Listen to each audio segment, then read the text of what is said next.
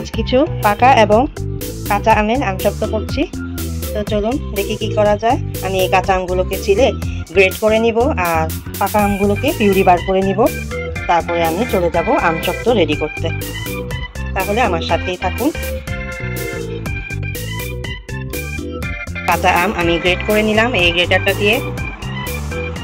এখন আমি সিদ্ধ করে ফেলবো।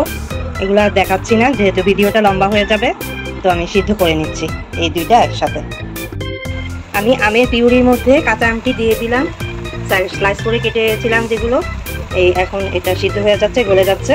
এখন ঠান্ডা হয়ে গেলে আমি কি করব, ব্লেন্ডারে ব্লেন্ড করে ফেলবো। আজ থাকবো না, থাকার ঝামেলায় আর যাচ্ছি না। ব্লেন্ড করে ফেললে একদম প্লেন পিউরি বার হয়ে যাবে, কোনো একটা প্লেন। আমি কোনো পানি টানি দেইনি, এভাবেই সিদ্ধ করে ফেলতেছি। ব্লেন্ড করে নিয়েছি। এখন আমি এই ঘন পিউরিটুকু ঢেলে নিচ্ছি। এই দেখুন কতটাই ঘন হয়েছে। এখন আমি এটা চুলায় দিয়ে জাল করে নিচ্ছি। পিউরিটা চুলায় বসাই দিলাম। এখন এটা আমি সমানে নাড়তে থাকবো, নতুবা তো লেগে যাবে। আর দিয়ে দিচ্ছি কয়েক ফোঁটা সরিষার তেল, যেন না লেগে যায়। সরিষার তেলটা দিয়ে দিলাম। ঘন ঘন নেড়ে দিচ্ছি। কতটা ঘন, আমি এখন 1 কাপ চিনি দিয়ে দেব। যে যতটুকু খান মিষ্টি আমি দিচ্ছি 1 কাপ।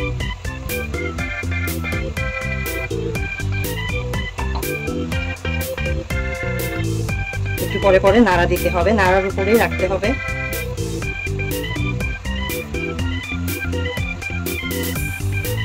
লবণ দিয়ে দিচ্ছি, আর একটু লাগবে।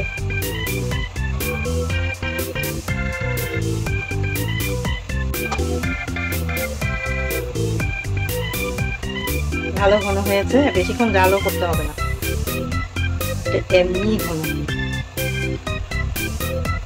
পাক উঠে সারলে আমি চাট মশলা, বিট লবণ এবং 5 ফোড়ন মশলা, জিরার গুঁড়া এগুলি দিয়ে দিব। আমি এলাচি, দারচিনি এগুলো দিচ্ছি না, এগুলো ফ্লেভারটা মানে ভালো লাগবে না আমসত্ত্বতে।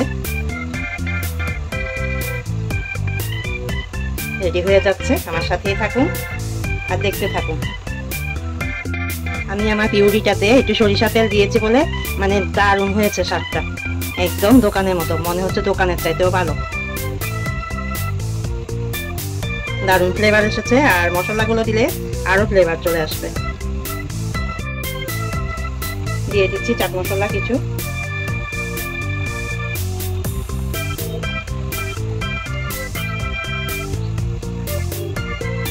জিরার গুঁড়ো,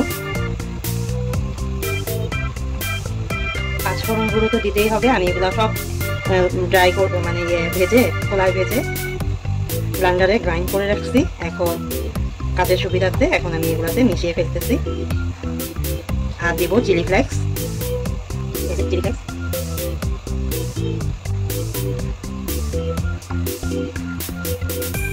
এখন দিয়ে দিচ্ছি বিট লবণ, হয়ে গেছে আর একটুখানি, ব্যাস।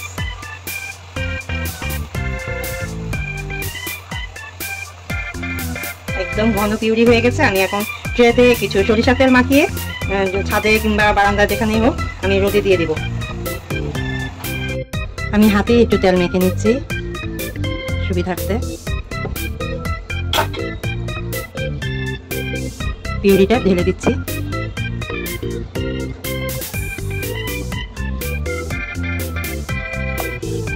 সমান করে বিছিয়ে দিব যাতে চুপ পারা যায়।